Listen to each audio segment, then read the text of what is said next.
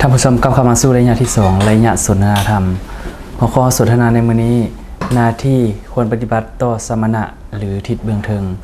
ผู้ที่มาสนทนาในมื้อนี้แม่คุณดีจะได้จักเส้นเคยตอนนี้เพิ่นอยู่กับรายการของพวกเราแล้วสบายดีสบายดีสบายดีท่านผู้ชมอยากถามแม่เนาะมื้อนี้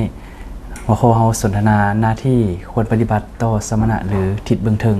เฮาจะควรปฏิบัติแนวใดแดนี่พวกเรายังสืบต่อเกี่ยวกับเรื่องการปฏิบัติตนเองต่อผู้อื่นเนาะอันนี้เป็นทางสายกลางเลยเนาะทางสายกลางที่พระพุทธเจ้าเพิ่นได้สอนไว้ตามทิศ6อันนี้เป็นทิศที่6ทิศที่6เพราะว่าที่พวกเราเคยได้สนทนาผ่านมาจะมีทิศเบื้องหน้าทิศเบื้องขวาทิศเบื้องหลัง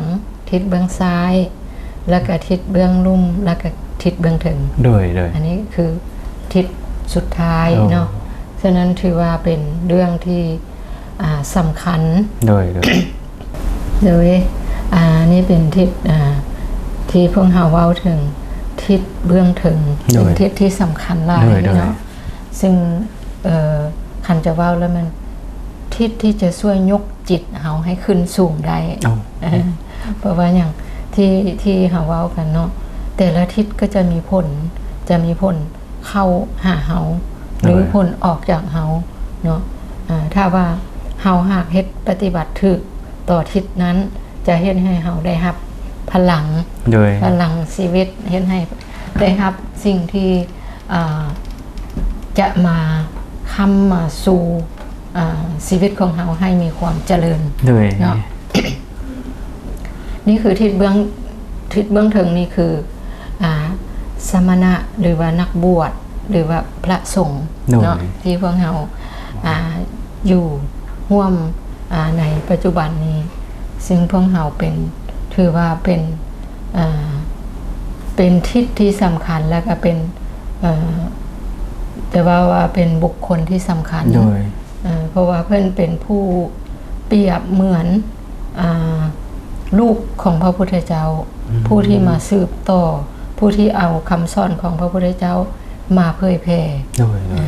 ดังนั้นแหละพวกเราควรจะปฏิบัติต่อเพื่อนแนวใดเพื่อให้ถือเนาะ แล้วอยู่ในทิศเบื้องเทิงนี้พวกเราก็ควรได้ปฏิบัติต่อสมณะหรือพระสงฆ์นี้ห้าอย่างเนาะคือด้วยเมตตากายกรรมอันนี้ทางเราจะเห็นอย่างเราจะปฏิบัติอย่างกับเพื่อนก็ด้วยความนอบน้อมด้วยความเคารพนับถือเนาะเวลาเราไปพระสงฆ์พวกเราก็จะคาบไหว้พระสงฆ์เนาะเวลาเราเว้านำเพื่อนเขาก็จะแสดงออกมาด้วยกิริยามารยาทที่ดีเนาะอันนี้คือเป็นสิ่งที่พวกเรานับถือเนาะ แล้วก็ข้อที่2มันเมตตาวจีกรรม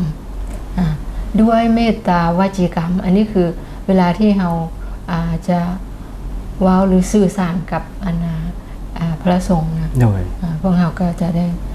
เว้าในคำที่อ่อนหวานในคำที่มีความเมตตามีความแบบเคารพนับถือเพราะว่าคือว่านะพวกเราจะได้เป็นผู้นับถือเบื้องถึงเนาะถือว่าเป็นเบื้องสูงสุดนั่นแหละแล้วก็ ข้อที่3แม่นเมตตามโนกรรมเนาะมโนกรรมคืออันนี้แม่นความคิดของเราเวลาที่เราจะคิดอีสังต่อพระสงฆ์หรือว่าต่อนักบวชเนาะพวกเราก็จะต้องได้มีความคิดที่ถูกต้องมีความคิดที่เคารพนับถือเพิ่น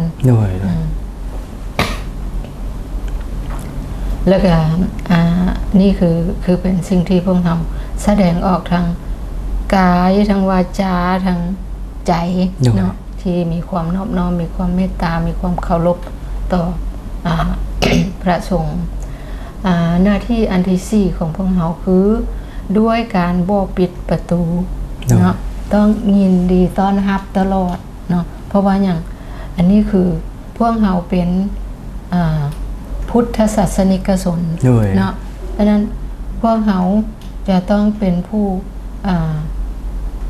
เช่นอย่างเกื้อกูลหรือว่าอำนวยความสะดวกหรือว่าสนองสิ่งที่จำเป็นต่อพระสงฆ์เพราะว่าเวลา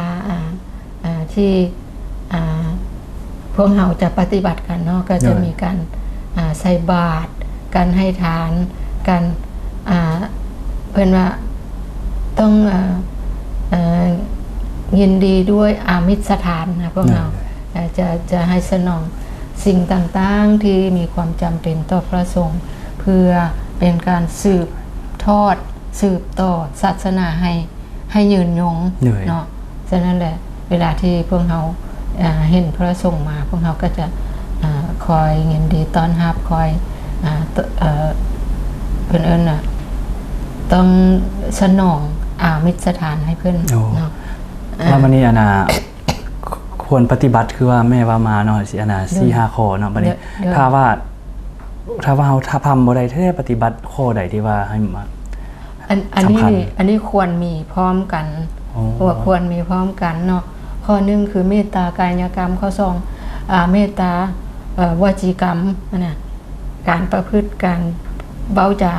แล้วก็มโนกรรมความคิดต้องมีทุกอันนี่ต้องมีคู่กันแล้วเมตตามันมโนกรรมกับคิดดิฉันก็ด้วยความเมตตานอบน้อมนับเคารพนับถือเนาะแล้วก็บ่ปิดประตูอันนี้คือเราจะต้องยินดีคอยถวายคอยต้อนรับและถวายอามิสถานถ้าว่าเฮาสิปฏิบัติข้อใดข้อหนึ่งนี่ก็บ่ได้แม่นบ่มันควรมีคู่กันถ้าว่าเฮาปฏิบัติต่อข้อหนึ่งอันอื่นบ่ได้เนาะเพราะว่าสิ่งที่พวกเราจะสนองหรือว่ารักษาศาสนาพุทธให้ยืนยงเนี่ยสิ่งที่เฮาควรมีคือควรมีทั้งหมด5ข้อด้วยคือเฮาปฏิบัติด้วยใจเนาะเวลาไปว่าเฮาด้วยใจด้วยกายด้วยวาจาอันนี้คือ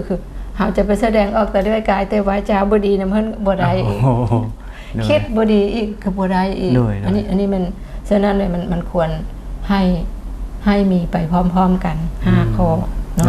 เนี่ยอันนี้คือหน้าที่ของพวกเฮาเนาะวันนี้เวลาที่เฮาปฏิบัติต่อเพิ่นแล้วเพิ่นก็จะปฏิบัติต่อเฮาในฐานะ5ประการคือกัน6ประการเวลาที่ เวลาที่เพิ่นปฏิบัติต่อเฮานี่6ประการเนาะคือ1เพิ่นจะสอนให้เฮาบ่เฮ็ดบาปเนาะเพิ่นจะสอนให้เฮาบ่เฮ็ดบาป2เพิ่นจะให้แนะนำเฮาให้ปฏิบัติตั้งอยู่ในความดี3เพิ่นจะอนุเคราะห์ด้วยใจอันดีงามเห็นบ่เวลาเฮาไป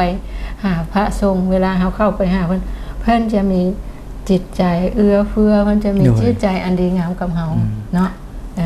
อันน่ะบัดนี้อันที่4คือให้ฟังในสิ่งที่เฮาบ่เคยได้ฟังเพิ่นจะเอาคำสอนของพระพุทธเจ้ามาเว้าสู่เฮาฟังเนาะและอันใดที่เฮาบ่ฮู้เพิ่นก็จะแนะนำให้อันนี้ควรเฮ็ดจังซี่เนาะบัดนี้อันที่4เพิ่นจะบอกสอนในสิ่งที่ได้ฟังมาแล้วหั่นให้แจ้งขึ้นเพิ่นจะอธิบายขึ้นมาให้เฮาเห็นอันนี้มันเป็นจังซี่เนาะสิ่งที่เฮาที่ว่าไปบ่ถูกทางได้เนาะสมมุติว่าปฏิบัติบ่ถูกตามนั้นได้ก็เพิ่นก็แนะนำให้เฮาไปเนาะโดยเพิ่นจะแนะนำให้เฮาสิ่งที่เฮาได้ฟังมาแล้วก็แจ้งขึ้นสิ่งที่เฮาเฮ็ดบ่ถูกควรปรับจังซี่เนาะอันนี้ข้อที่6บอกทางสวรรค์ให้เห็นบ่อันนี้คืออันนี้คือเฮ็ดจังได๋เพิ่นจะบอกเฮาว่าอันนี้เป็นกุศลอันนี้เป็นอกุศลถ้าว่าเฮาหักปฏิบัติแต่เป็นอกุศลเฮาก็จะได้ลงอบายภูมิเนาะแต่ถ้าเฮาเพิ่นบอกอันนี้เป็นกุศลถ้าเฮาปฏิบัติได้เฮาก็จะไปหยังไปสู่สวรรค์สุขเพิ่นจะบอกทางสวรรค์ให้อันนี้คือเพิ่นจะบอกความดีนั่นแหละบอกว่าอันนี้เป็นกุศลเด้อ กุศลแม่นหยังกุศลแม่นสิ่งที่เฮาควรประพฤติปฏิบัติ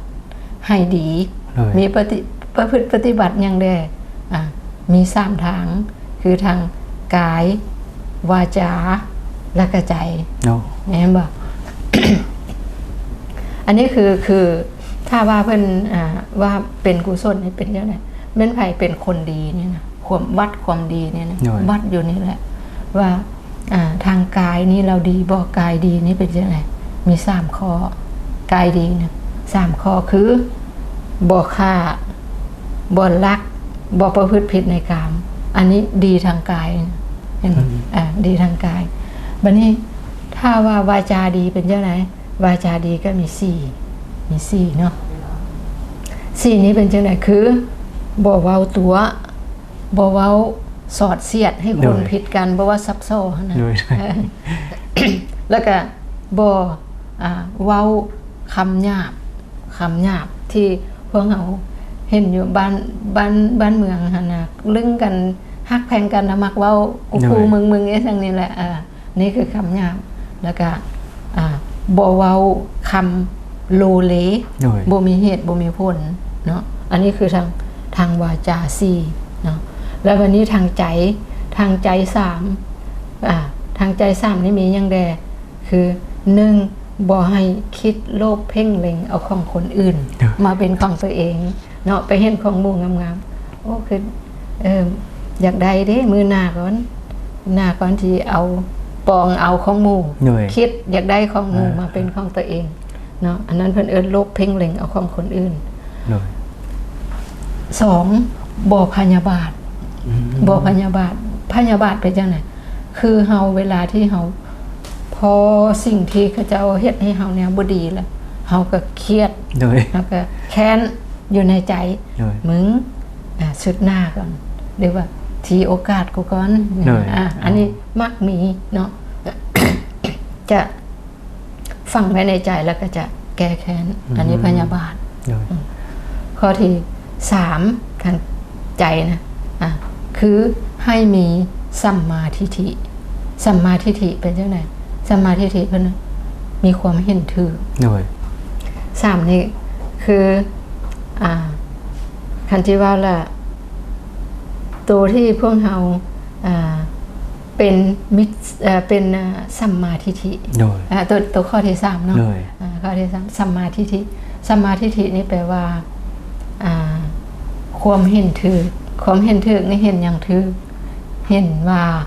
โลกนี้มีโลกหน้ามีบาปมีบุญคุณพ่อแม่มีเนาะเวลาที่เฮาให้ทานไปแล้วมีผลอันนี้คือเฮาเห็นถูกถ้าเฮาเห็นถูกเห็นความเป็นจริงของธรรมชาติคือพระพุทธเจ้าเพิ่นสอนให้เฮาฮู้สัจธรรมความจริงในโลกอันนี้นะอยากถามแม่นะวันนี้นะคือเฮาปฏิบัติต่อเพิ่นเนาะวันนี้มี5ข้อวันนี้เพิ่นให้ปฏิบัติต่อเฮานี่มันมี6ข้อแล้วมันคือเพิ่นคือมีหลายกว่าเฮาแม่นเพราะว่าเพิ่นจะมีความสอนให้เฮาบ่เป็นบาปเนาะนะอันนี้เพิ่นให้เฮาหลายกว่าตลอดเลยให้เฮาเพราะว่าเพิ่นเป็นลูกพระพุทธเจ้าเพิ่นอาจจะมีความเพิ่นให้หลายกว่าเฮาอยู่แล้วแม่นอนุเคราะห์เฮาตลอดแหละถ้าว่าเวลาที่เฮาไปวัดแม้เฮาจะได้รู้สึกสิ่งที่แบบปิติเห็นบ่เวลาเห็นหน้าครูบาอาจารย์แล้วพวกเฮาจะแบบเฮ็ดให้เฮานี่มีความดีจิตใจรู้สึกว่าเฮาจะบ่บางคนนี่ทุกใจนะบัดเข้ามาวัดแล้วมีจิตใจสงบให้บ่มาเห็นหน้าพระอาจารย์แล้วก็จะเห็นให้จิตใจมีความห่มเย็นสงบเย็นแล้วก็เป็นที่พึ่งให้เฮาได้แค่นั้นว่าถ้าว่านะจะให้จิตใจแบบสงบหรือว่านั่นแท้เฮาต้องควรปฏิบัติคือเฮาปฏิบัติต่อเพิ่น5ข้อแล้วนะแล้วเพิ่นบอกให้เฮาปฏิบัติ6ข้อมันจะเป็นผลดีต่อเฮาบ่อันนี้เป็นผลดีตลอดเพราะว่าอย่างเพิ่นให้เฮาบ่เฮ็ดบาป ให้เฮาตั้งอยู่ในความดีอานุเคราะห์เฮาด้วยความดีงาม อันนี้เป็นสิ่งดีๆหมดแล้วก็เวลาที่เฮาบ่เคยฟังสิ่งที่มันเป็นสิ่งที่บ่มีอยู่ในโลกนะอันนี้เป็นคันที่ว่าละเป็นธรรมะอันนี้เป็นสิ่งที่บ่ค่อยเว้ากันอยู่ใน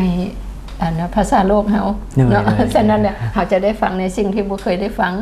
แล้วก็ได้ฟังแล้วเพิ่นก็จะอธิบายให้ตึมให้แจ้งขึ้นอีกนี่ฉะนั้นเลยเพิ่นจะมีหลายกันเฮาอีกแล้วก็บอกทางสวรรค์ว่าเฮ็ดแนวนี้จังจะดีเด้อลูกเด้อเฮ็ดนี้จังจะสามารถไปในเพิ่นเอิ้นหยังสุขติโดย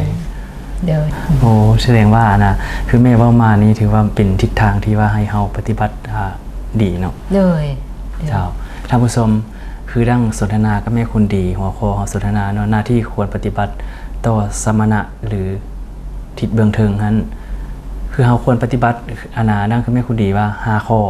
แล้วเพิ่นจะปฏิบัติต่อเฮา6ข้อจะเป็นเข็มชี้ทิศให้เฮาไปตามทางที่ดีและใช้ชีวิตอย่างถูกต้องมหนีต้องขอขอบใจแม่คุณดีหลายๆเลยขอบใจท่านผู้ชมท่านผู้ชมมหนีพักคำชมสิ่งที่น่าสนใจจากทางรายการกันก่อนแล้วจึงกลับเข้ามาสู่ระยะที่3ระยะข่าวพุทธศาสนา